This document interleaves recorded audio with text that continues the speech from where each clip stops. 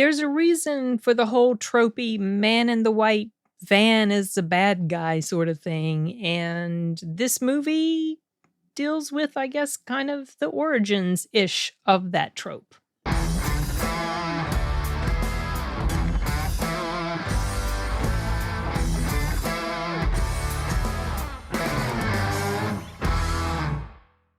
Sort of, kinda. I mean, honestly, white vans are pretty common, so I don't know how often bad guys have used white vans, but nowadays it does feel like it's kind of something that's part of the whole, "Oh, it's a white van." It automatically feels like it means something mysterious, like a bad guy abducting people or doing terrible crimes. And this particular movie, called The Man in the White Van, is loosely based on or inspired by real events that took place in Florida. This is hold on a moment, my dog.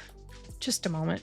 This film was, as I said, loosely inspired by events of the mid to late 70s. Narratively, the story takes place from 70 to 75, but the events of the true serial killer that this story covers took place from 75 to, I think, 80 or something like that. So it's like they just shifted the time span by 5 years. I don't know why, but whatever. The story itself, the main character, that is fictionalized. So she's not one of his real life victims. So they've made this thriller story against the backdrop of this real story of this serial killer. Now, The Man in the White Van is a Legion M production, and Legion M is a fan-funded production company, which I have been an investor in since their inception. Now, I have not bought into every round of investments that they open up, but the first, I don't know, 3 or 4 maybe. I don't have a huge heavy investment in it, but it's kind of cool to be part of a company that is literally fan-funded in the Hollywood entertainment industry. So I was interested in this story because the premise is interesting. I like thriller, sort of scary films like that. And for the most part, this movie does deliver on that. I do have some issues with it, which I'll touch on a little bit, but let's just go over the synopsis briefly. This story is about a young girl named Annie. She lives she lives out in the country with her family, and she's got a sister, an older sister, and a younger brother. Her father is played by Sean Astin. Her mother is played by Ali Larter. I can't remember the actor who plays her sister. The acting is fine. Everybody is fine in here. Madison Wolfe. Did I mention it's Madison Wolfe who plays Annie? Whatever. She's actually a really good actor. The very first time I paid attention to her as an actor was in the second Conjuring movie. She played the little girl in the red dress who gets thrown around on the bed. I think that was her character. And I thought she did a fantastic job in that movie. Her performance really stood out. But when I saw her in this, I didn't realize or recognize that was her. I knew she looked a little familiar, but she's also several years older.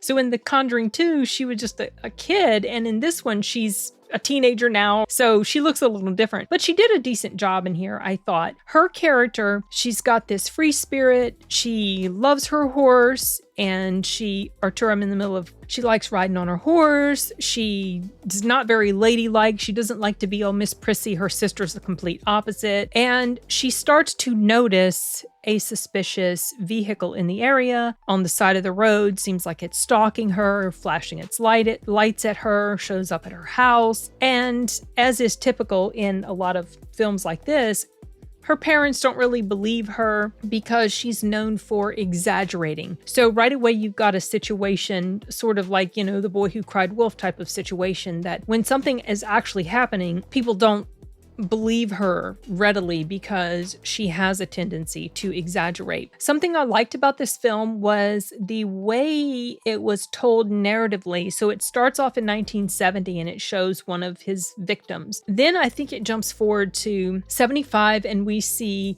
the character of Annie riding on her horse and going about her day. Then throughout the course of the movie, it jumps backward and forward, like back and forth. The next flashback is 71 and it shows another victim. Then 72 and then 73 and 74. And then finally you're up to 75 and it's showing as he is stalking this girl. And it turns into more of a thriller type of thing at the end, which I enjoyed that part of it. It does kind of keep you on the edge of your seat, but there were some issues I had with the execution, which I will talk about after a bit. But one of the other things I liked about this film was the nostalgia factor. This takes place in the mid-70s. You don't have the conveniences of the internet, mobile phones, things like that. So when certain things happen that would make modern conveniences great, there's the issue of them not being around and causing a problem. So I thought that was cool. I liked the setting as far as that went. Something else tying back to that, just the setting and the time frame, boy, brings back memories of a time when there really weren't seatbelts in cars and kids in the back seat could just lean forward and slide all around in their seat and move over here, move over there. And it's just, I don't know. I remember doing that when I was a kid, no seatbelts. So I would sit forward in my seat. I'd sit back. I'd lie down. Another touch that I liked was at the very end, as the credits are going, they're playing footage. I don't know. I can't remember if it's fake footage or if it's actual footage of crime scenes, but it also puts up little informational stuff about missing and exploited children, and it shows them filming or working on a song that was recorded specifically for that, and it shows the behind the scenes of that. And also on top of that footage, or beside that footage, it is showing all of the members of Legion M, and I had forgotten completely about that. So when it got to the C's, I did pause it and pulled out my reading glasses because the text is really small. And oh yeah, there I am. I'm right there.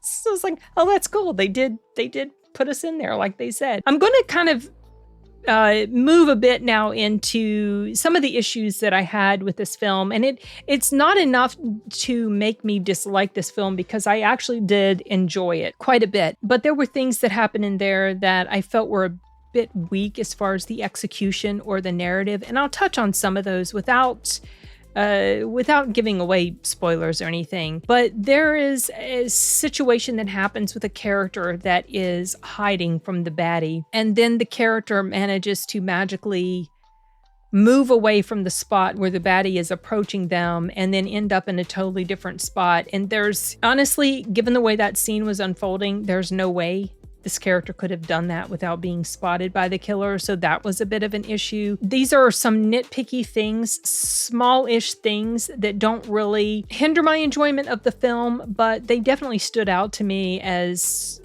a little problematic that probably should have been done a little bit better. That was one such example. Another such example was unnecessary moments that were done for the purpose of just amping up the tension. There's a particular moment where the killer is driving in their van, person's hiding, killer's driving in their van, and then the killer stops, turns off the engine, and you think, oh, they're going to get out and they're going to find this person. No, he turned off the engine just to adjust his side view mirror. I was like, oh, that was kind of unnecessary. Didn't need to have him turn off the engine just to do that. And then there was another moment where there is a character who is trying to make a call to find out if someone is okay. They have been in a situation where this person might not be okay and they want to make sure they're okay, and they are making a call, but they get a busy signal because someone's using the line. Instead of very quickly after that just going ahead and calling the police, they continue to redial and redial and redial, and it's like after a while, and of course they stretch this out for purposes of creating tension, but realistically it's like, call the damn cops after the first couple times you can't get a hold of them. Don't keep repeatedly trying to call. So that was another little issue I had with something in the story. Another scene was there are these two girls and one of them says to the other, can you drive this vehicle? And the one that she asked the question to, yes, she can. But when they get in the vehicle, the one who can drive gets in the passenger seat and the one who can't gets in the driver's seat. What? Why? Obviously for tension, to create mounting tension, because there are complications that happen while the driving is attempted, but still, come on, that just jumped out at me as being a bit of an issue as well. It's nitpicky, but still, these are things that I noticed, that I couldn't help but notice. And then another scene where character gets kicked by a horse, hit by one of those bolt things that you use to remove the bolts of a tire, and yet they're still quite functional.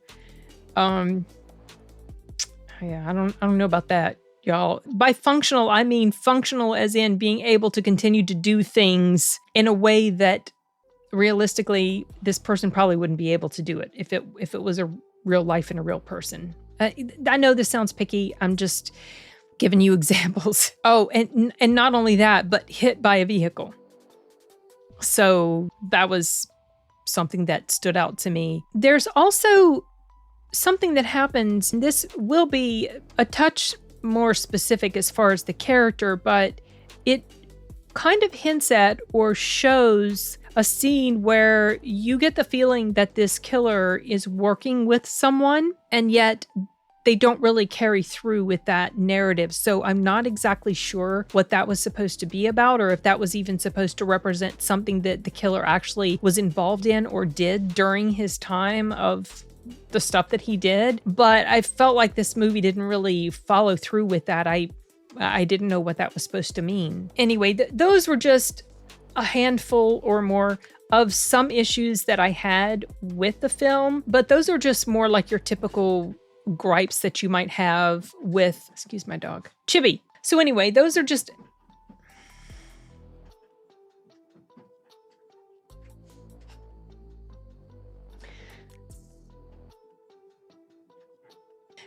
those were just a handful or more of some issues that jumped out at me as being a little bit problematic as far as the story went. But as a whole, this was an enjoyable viewing experience. And I think that fans of stories like this, thriller, mystery, well, not really mystery, but thriller, suspense type of films, I think you'll probably enjoy this. I was happy that it was as solid as it was, given that it was...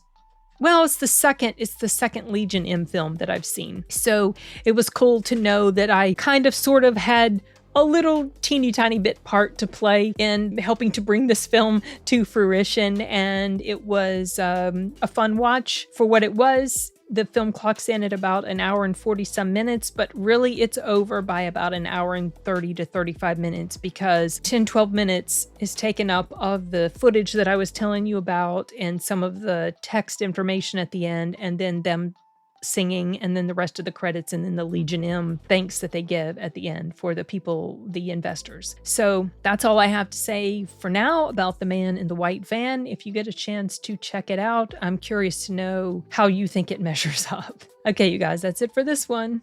Adios.